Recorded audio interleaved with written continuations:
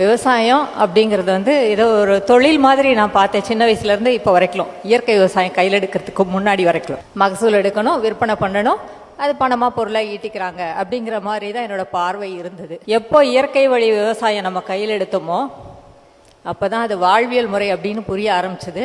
அதுக்குள்ளே நம்ம முழுமையாக இறங்கி செயல் செய்ய ஆரம்பித்ததுக்கப்புறம், செயல் அப்படின்னா என்னென்னா, ஒரு விஷம் அப்படிங்கிற உணவு அப்படிங்கிறது எந்த அளவுக்கு நம்மளை பாதிக்குது அப்படிங்கிற விஷயம் நம்மளோட ஸ்பீச் கேட்டதுக்கப்புறம் தான் எனக்கு அதோட ஆழம் புரிய ஆரம்பிச்சது. அதுக்கப்புறம் நம்ம இயற்கை வழி வேளாண்மைக்கு திரும்பணும். நம்ம நஞ்சில்லாத உணவு என் தேவைக்கு, என் குடும்ப ஆரோக்கியத்துக்காக நம்ம செய்ய ஆரம்பித்தது. ஒரு 5 ஏக்கரால் இருக்கிற எல்லா பொருளையும் நானே சாப்பிட முடியாது, அடுத்தவங்களுக்கு கொடுக்கணும். என்னோட உணவு தேவை அதிகபட்சமாக தன்னிறைவு அடைகிறதுக்கு என்னெல்லாம் செய்ய முடியுமோ அவ்வளோ விஷயமே என்னோட தோட்டத்தில் பண்ணியிருக்கேன். ஏன்னா 100% நஞ்சில்லாத உணவு, தன்னிறைவான வாழ்க்கை நான் செய்தால் மட்டும்தான் எனக்கு. வெளியிலேருந்து எது வாங்கினாலும் 95% தான். ஸோ அந்த உறுதி எனக்குள்ளே இருந்ததுனால தற்சார்பு வாழ்க்கைக்கு மாறினதுக்கப்புறம் வாழ்க்கை ரொம்ப எளிமையாயிடுச்சு. விவசாயம் ரொம்ப ஆனந்தமான விஷயமா இருக்குது. அதுக்கு முன்னாடி ஸ்ட்ரகிள் ஆகிட்டு இருந்த விஷயம் ரொம்ப எளிமையாக இருக்குது. ரொம்ப ஆர்வமாக ஆனந்தமாக செய்ய முடியுது. என்னை ஒரு முழுமைப்படுத்தின வாழ்க்கையாக மாற்றினது இயற்கை வழி விவசாயத்துக்கு வந்ததுக்கப்புறம், அதில் இருக்க நஞ்சில்லா உணவு எடுத்ததுக்கப்புறம் தான். அது அப்படியே அங்கே போனால் கரைஞ்சி போகிற மாதிரி இருக்குது. அந்த மண்ணோட வளம், அந்த பஞ்சு மாதிரி அந்த மண் மாறின விதம், அதெல்லாம் பார்க்குறப்ப அந்த மாதிரி இருக்குது. ஆக்சுவலாக இங்கே எவ்வளோ பேர் இயற்கை விவசாயம் பண்ணிட்டு இருக்கீங்க, விவசாயியே எவ்வளோ பேர் வந்திருக்கீங்கன்னு கை தூக்கலாமா? இதில் கொஞ்சம் பேர் தான் வந்திருக்கீங்க. ஒரு 20% ஆஃப் தான் விவசாயம் வந்திருக்கீங்க. மீதி எல்லாம் தொழில் முனைவோர், வீட்டிலிருந்தே வருமானம் சாத்தியம் அப்படிங்கிற தலைப்பில் வருமானத்தை ஈட்டுறதுக்காக வந்திருக்கீங்க. நல்ல விஷயந்தான் வருமானம் ஈட்டுறது, அதுவும் நல்வழியில் ஈட்டுறது ரொம்ப நல்ல விஷயம். ஆனால் அதை தாண்டி ஒரு விவசாய நிலம் இருக்குது அப்படின்னா அவங்க தற்சார்பு வாழ்க்கைக்கு மாறணும். என்னை பொறுத்த வரைக்கும் அதுதான் ஒரு சிறந்த ஆரோக்கியமான தலைமுறையை உருவாக்கும். இப்போ மேட்டூரை சுற்றி பார்த்தீங்கன்னா ஒரு 4-5 இயற்கை விவசாயிகள் தான் எனக்கு தெரிஞ்சு ரொம்ப ஜெனுனாக பண்ணுறவங்க இருக்காங்க. ஆனால் அவங்களே அவங்க உற்பத்தி பண்ண பொருளை விற்கிறதுக்கு நிறையா ஸ்ட்ரகிள் ஆகுறாங்க. அதை கொண்டு போய் மக்கள்கிட்ட சேர்த்த முடியல. அவ்வளோதான் விழிப்புணர்வு இருக்குது. விழிப்புணர்வு இருந்தாலும் அது வாங்கிறதுக்கு நிறைய தடை இருக்குது அவங்களுக்குள்ள. இந்த மாதிரியெல்லாம் போயிட்டுருக்கு.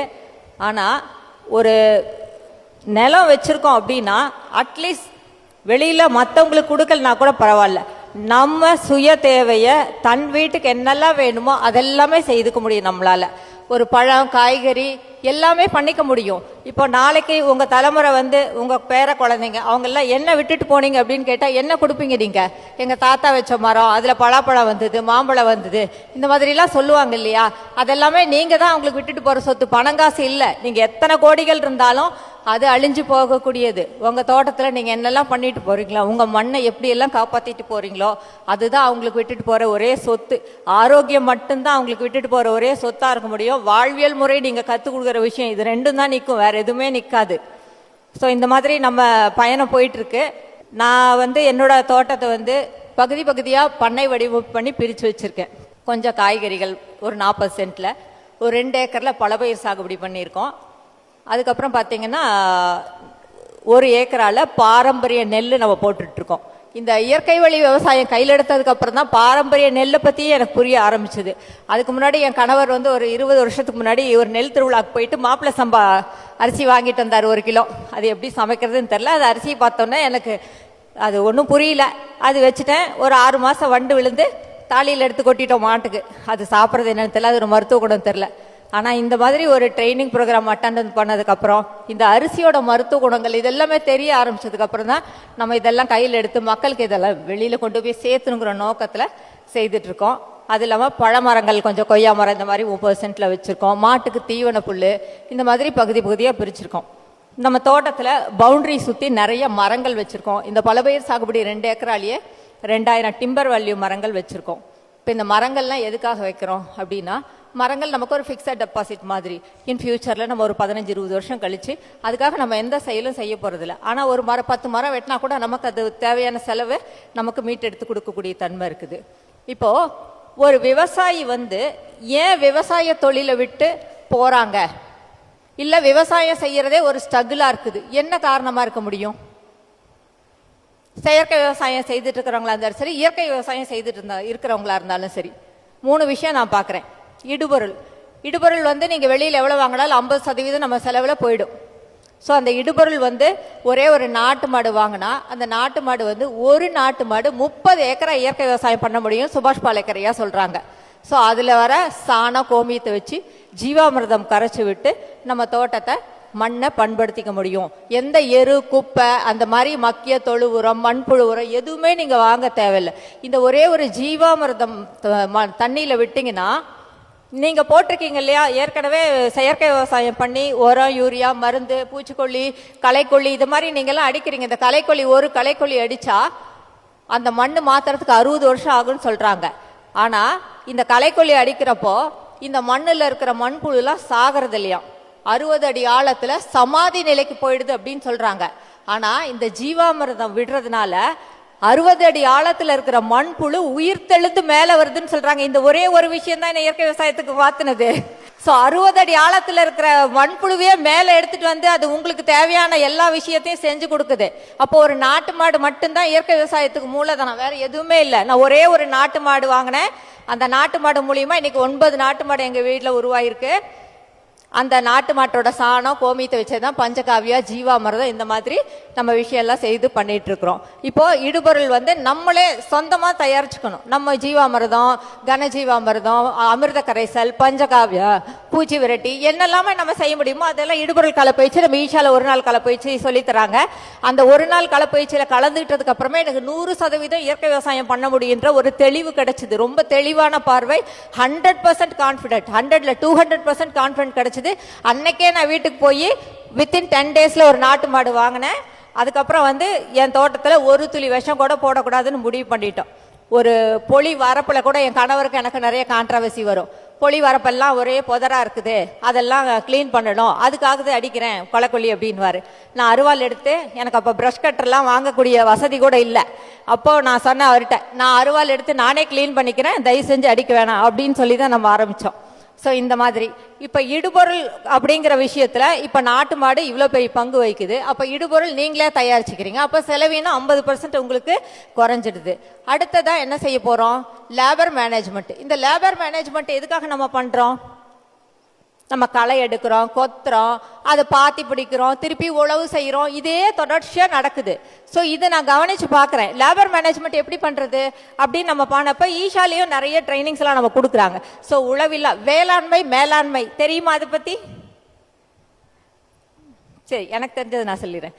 வேளாண்மை அப்படின்னா நம்ம தொடர்ச்சியாக மண்ணை உழுது திருப்பியும் பாத்தி பிடிக்கிறது, தண்ணி கட்டுறது, களை வெட்டுறது, கொத்துறது, எகைன் 3 மாதம் 6 மாதம் ஒரு பயிரை திருப்பி திருப்பி திருப்பி மறுசுழற்சியில் உழவு செய்து பண்ணிகிட்டே இருக்கிறதே வேளாண்மை. மேலாண்மை அப்படிங்கிறது ஒன்ஸ் ஒரு தடவை பயிர் வச்சுட்டா திருப்பி நம்ம அதை எந்த டிஸ்டர்ப் பண்ணுறது இல்லை, அது பாட்டுக்கு வந்துட்டே இருக்க நேச்சுரல் ஃபார்மிங்.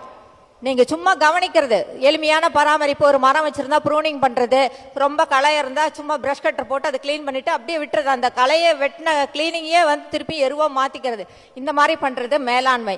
ஸோ இது எப்படி பண்ணலான்னு பார்த்தப்போ தான் நமக்கு நம்ம 5 ஏக்கரா தோட்டத்தை வேளாண்மை பண்ணியே விவசாயம் உழுறது, டிராக்டர் கூலி கொடுக்கறது, பாத்தி பிடிக்கிறது, களை வெட்டுறது, இதுலேயே போயிட்டுருக்கு. ஸோ இதை எப்படி கண்ட்ரோல் பண்ணுறதுன்னு பார்த்து தான் 2 ஏக்கரா சுபாஷ் பாலேக்கரோட 8 நாள் களப்பயிற்சி என் கணவர் போயிருந்தார் SRM யூனிவர்சிட்டிக்கு. நான் அதுக்கப்புறம் வந்ததுக்கப்புறம் இந்த விஷயத்தை கையில் எடுக்க ஆரம்பித்தோம்.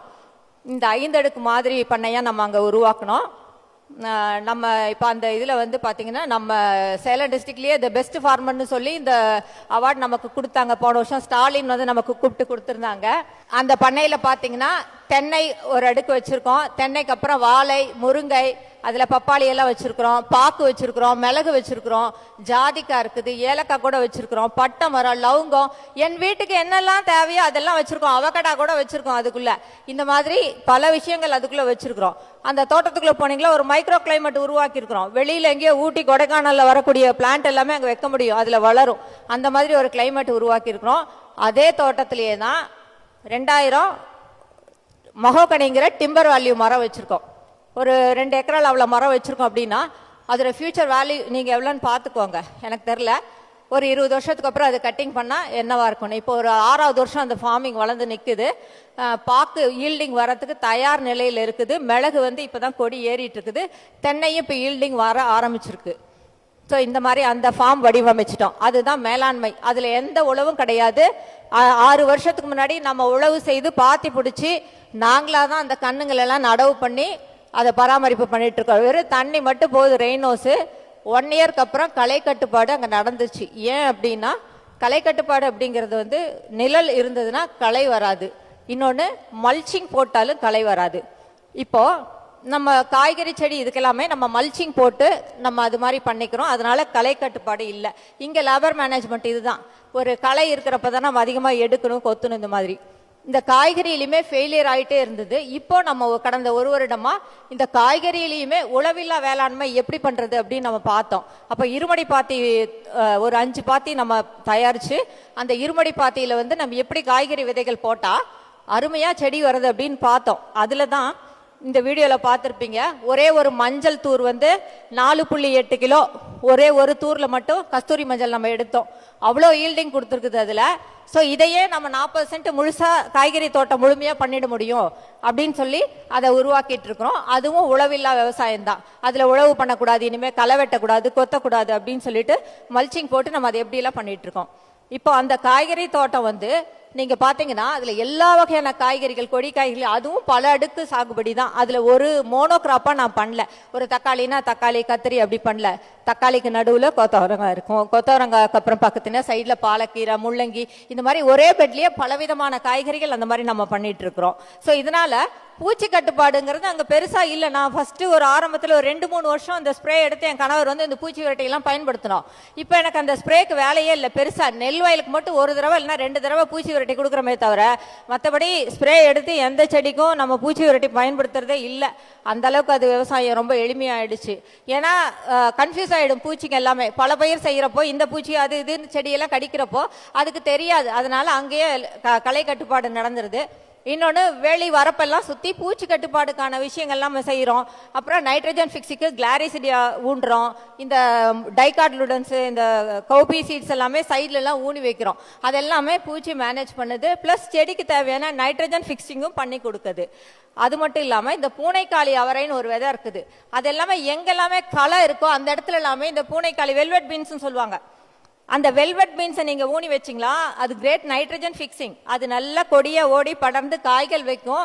அதனோட விதைகள் ரொம்ப மருத்துவ குணம் வாய்ந்தது. மூலிகை ரொம்ப மருத்துவ குணம். அதுல நரம்பு சம்பந்தமான பிரச்சனைக்கு தீர்வு. ஆனா அது டைரக்ட் அப்படியே சாப்பிடக்கூடாது. நான் சொல்லிட்டேன்னு சொல்லி இப்போ எதுவும் பண்ணிட வேணாம். அது களை கட்டுப்பாட்டுக்கும் நைட்ரஜன் ஃபிக்ஸிங்க்கும் பயன்படுத்துறாங்க. மூலிகையா பயன்படுத்துறதுன்னா சித்த வைத்தியத்துல பயன்படுத்திக்க முடியும். இந்த மாதிரி இப்போ இந்த களை கட்டுப்பாடு லேபர் மேனேஜ்மெண்ட் முடிஞ்சுது. 3வது வந்து இப்போ நல்ல விவசாயம் எல்லாமே செய்துட்டேன், மண் வளத்தை காப்பாத்திட்டேன், எல்லாமே செய்துட்டேன். இப்போ விவசாயி அடுத்தது எங்க ஃபெயிலியர் ஆகுறாங்க?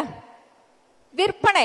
அடுத்தது விற்பனை. இப்போ இது எல்லாமே நான் பண்ணிட்டேன், ஆனா எங்க விற்கிறதுன்னு தெரியல. இப்போ நான் இயற்கையில பண்ணிட்டேன், கொண்டு போய் சராசரியா ஒரு மார்க்கெட்ல நீங்க சாதாரணமா கொடுத்தீங்களோ அவங்க கொடுக்குற அதே ரேட்டு தான் கிடைக்குது.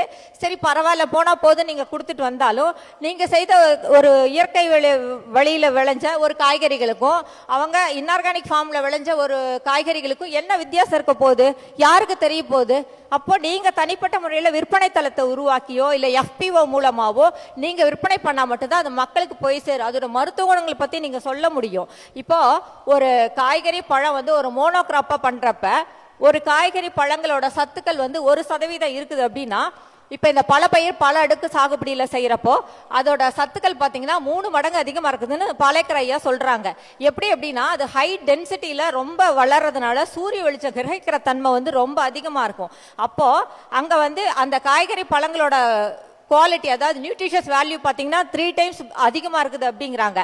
அதோட ரீசன் இன்னொன்று அதோட மருத்துவ குணங்கள் ரொம்ப அதிகமாக இருக்குதுன்றாங்க. ஏன் அப்படின்னா இப்போ ஒரு தென்னையோட துவர்ப்பு, பாக்குவோட துவர்ப்பு, முருங்கையோட ஒரு மருத்துவ குணம், வாழையோட தன்மை, மஞ்சள், இஞ்சி, சேனக்கிழங்கு, இவ்வளோ வேர்களும் ஒன்னோட ஒன்று பின்னி பணிஞ்சிருக்கு. எதுவுமே தனித்தனியா இல்லை. அப்போ எல்லா ரூட்டடும் ஒன்னோட ஒன்று இருக்கிறதுனால அதோட சத்துக்கள் எல்லாமே ஒன்னோட ஒன்று கலந்து போகுது. ஸோ அப்போ அங்கே எடுக்கிற எந்த ஒரு காய்கறி, பழம், கொட்டை எது வேணா இருக்கட்டும் அது எல்லாமே அவ்வளோ மருத்துவ குணம் வாய்ந்தது, அவ்வளோ நியூட்ரியன்ட் வேல்யூவா இருக்குது. இதுவும் ஒரு ரீசன்.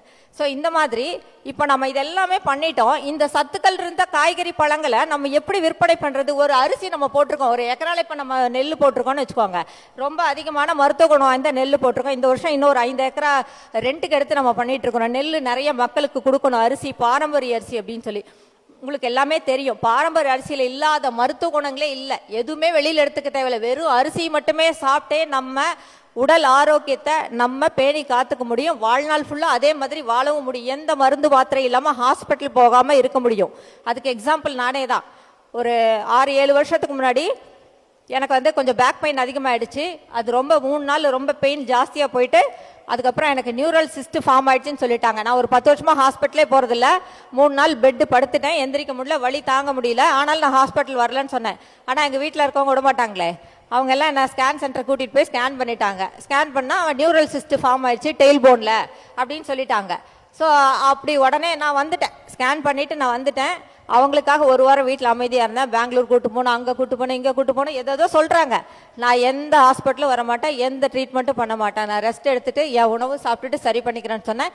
இப்போ ஆரோக்கியமாக நல்லா தான் இருக்கேன். எந்த ஸ்கேனுக்கு போகல, எந்த டாக்டர் எந்த மெடிசனும் சாப்பிடல. நான் என்னால் 5 நிமிஷத்துக்கு மேலே ஒரு இடத்துல நிற்க முடியாது, அவ்வளோ இரிட்டபிள் பெயினாக இருந்தேன். இன்னைக்கு நல்லா இருக்கேன், எனக்கு எந்த பிரச்சனையும் இல்லை. என் உணவு முறை, என் யோகா, இது ரெண்டும் தான் என்னோட ஆரோக்கியமாக வச்சிருக்குது. 3rd point marketing. இப்போ இந்த மார்க்கெட்டிங் வந்து நம்ம ஏன் இப்போ இதை சொல்றேன்னா, ஒரு உணவுல நம்ம உடல் ஆரோக்கியத்தை மேம்படுத்திக்க முடியும்.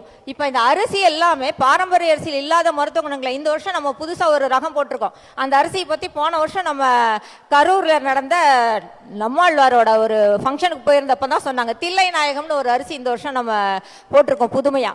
அந்த ரகங்கள்லாம் பேரே வெளியில் அதிகமாக யாருக்கும் தெரியாது. தில்லை நாயகம்னா யார்? ஒரு சிவனோட பேர்ல ஒரு அரிசி. அரிசியில எப்பவுமே கார்போஹைட்ரேட் மட்டும்தான் இருக்கும். ஆனா அரிசியில புரோட்டீன் கண்டென்ட் இருக்குதுன்னு தெரியுமா?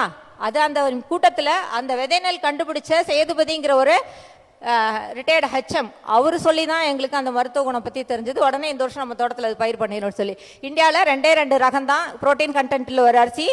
அது தமிழ்நாட்டில் தில்லை நாயகம் மட்டும்தான். இன்னொரு அரிசி நார்த் இந்தியாவில் ட்ரைபல் பீப்புள்கிட்ட இருக்குது, அது வெளியில் புழக்கத்தில் இல்லை. ஸோ இது ஒரு 3 வருடம் ஒரு போராட்டத்துக்கு அப்புறம் இந்த நெல்லை கண்டுபிடிச்சிருக்கிறாரு. ஒரு கைப்பிடி நெல் கொடுத்துருக்காங்க. 5 வருஷம் அவர் பயிர் பண்ணதுக்கப்புறம் நேரடியாக அவர்கிட்ட இருந்தே நான் விதை நெல் வாங்கி இந்த வருஷம் நம்ம அதை பயிர் பண்ணியிருக்கிறோம். அதோட மருத்துவ குணங்கள்லாம் மக்களுக்கு போய் சேர்ந்துக்கிற நோக்கம் ஒன்று தான். இது வருடத்துக்கு குறைஞ்சபட்சம் 5லேருந்து 6, 7 ரகங்கள் கூட நம்ம சம்பா குருவப்பட்டான்னு பாரம்பரிய நெல் நம்ம போட்டுட்டு இருக்கிறோம். இந்த பாரம்பரிய நெல் எல்லாமே இப்போ நான் நேரடியாக தான் விற்பனை பண்ண முடியும். இதோட மருத்துவ குணங்கள் யாருக்கு சொல்ல முடியும்? மக்கள், பொதுமக்கள்கிட்ட நான் தான் சொல்ல முடியாது, வேற யாராவது சொல்ல முடியும்? ஒரு மார்க்கெட் பிளேஸில் கொண்டு போய் நான் மூட்டை கணக்கில் கொடுத்துட்டு வந்துட்டு அவங்க சொல்லி விற்பாங்களா? ஸோ அதை நம்ம தான் நேரடியாக சந்தைப்படுத்த முடியும்.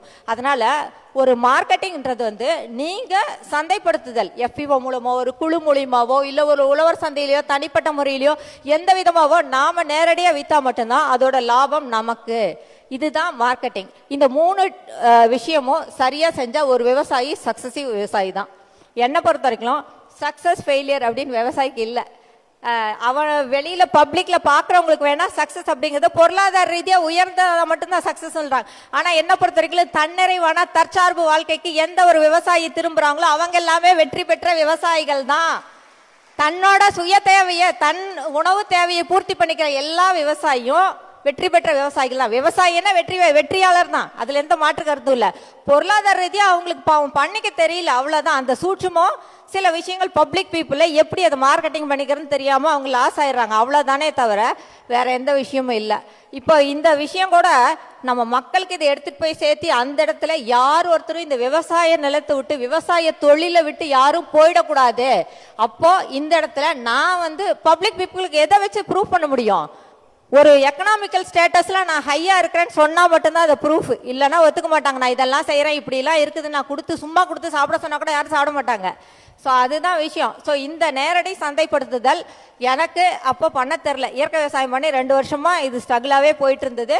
ஆஃப்டர் தட் சுவாமி நம்ம வீட்டுக்கு வந்திருந்தாங்க. சுவாமி தபமோலான்னு சொல்லிட்டு அவரோட பேர் இங்கே தான் மென்ஷன் பண்ணுறேன். அவர் வந்து நம்ம தோட்டத்துக்கு வந்துட்டு இது பண்ணப்போ நீங்களே நேரடியாக சந்தைப்படுத்தினா என்ன அப்படின்னு சொன்னாங்க. நம்ம தோட்டம் வந்து மைசூர் ஹைவேல இருக்குது. ஸோ நம்மளே அங்கே ஒரு சின்ன மரத்தடியில் ஒரு 4-5 பேம்பு பேஸ்கெட் போட்டு நம்ம அங்கே விற்பனை பண்ண ஆரம்பித்தது தான் இன்றைக்கி ஒரு விற்பனை தளமாக வந்து இன்றைக்கி ஒரு ஷாப்பாக பண்ணியிருக்கோம். மேட்டூரில் ஒரு ஷாப் இருக்குது, ஃபார்ம் அவுட்லெட்டில் ஒரு ஷாப் இருக்குது, 2 ஷாப்பில் பண்ணியிருக்கோம். என்னை சுற்றி இருக்கிற மக்கள் ஆரோக்கியமாக வச்சுக்கணும், அவங்களுக்கு நஞ்சு இல்லாத உணவு கொடுக்கணும், இதை நோக்கி வர மக்களுக்கு இதை பற்றி நம்ம சொல்லி விழிப்புணர்வு ஏற்படுத்துகிறோம். அது மட்டும் இல்லாமல் அவங்களுக்கு ஆரோக்கிய பத்தின விழிப்புணர்வு, வாழ்வியல் முறை விழிப்புணர்வு, இது எல்லாமே நம்ம சொல்லி கொடுக்குறோம். இப்போ ஒரு ஹாஸ்பிட்டல் ஏன் சும்மா போயிட்டு இருக்கீங்க, ஒரு சின்ன ஒரு சளி வந்தாலும் சரி, ஒரு ஃபீவர் வந்தாலும் சரி, உடனே ஹாஸ்பிட்டல் போயிடுறது, ஒரு மாத்திரை வாங்கி போட வேண்டியது, ஏதோ பண்ண வேண்டியது. நம்ம ஷாப்புக்கு வந்து அவங்கள திட்டுவேன், அக்கா வந்தா திட்டிகிட்டே இருக்கீங்களேன்னு சொல்லுவாங்க. ஆனால் அங்கே நல்லா தெரிஞ்சவங்க வந்தால் ஃபஸ்ட்டு வந்தோடனே கேட்பாங்க, அக்கா ரொம்ப ஃபீவரிஷாக இருக்குது, ஏதாவது கொடுங்களேன் அப்படின்வாங்க. அவங்களுக்கு எல்லாமே நம்ம சூப் எல்லாம் போட்டு தரோம், ஒரு ஆடாதோட இலை கஷாயம் அவங்களுக்கு வச்சு தரோம். இந்த மாதிரி நீங்களும் உங்கள் வீட்டோட ஆரோக்கியம் உங்க பெண்கள் கையில தான் இருக்குது. இந்த மண்ணோட ஆரோக்கியமும் பெண்கள் கையில தான் இருக்குது.